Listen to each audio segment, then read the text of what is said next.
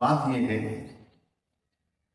کہ آپ علیہ السلام جب حج میں آئے اس سال 10 رمضان مبارک کو حضرت علی رضی اللہ تعالیٰ عنہ اس کے ساتھ دیگر صحابہ کو یمن بھیجا خمس لینے کے لیے.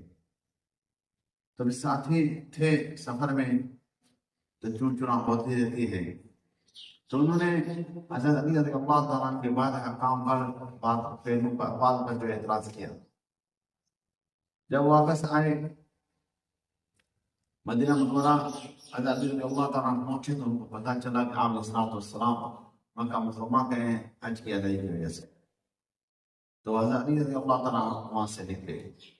جب مدینہ منورہ پہنچے، مکہ مکرمہ پہنچے، تو آپ علیہ السلام لوگوں کو بعض نصیحت کر رہے تھے.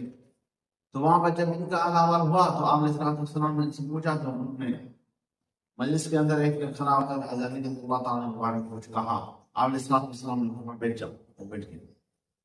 دوسری نشست ہوئی کہیں بیٹھے تو دوبارہ کوئی کھڑا ہو گیا، اس نے رسول اللہ حضرت علی نے ہمارے ساتھ اس طرح کیا. آپ علیہ السلام نے بیٹھ جاؤ. اس طرح 3 مرتبہ ایسا ہوا.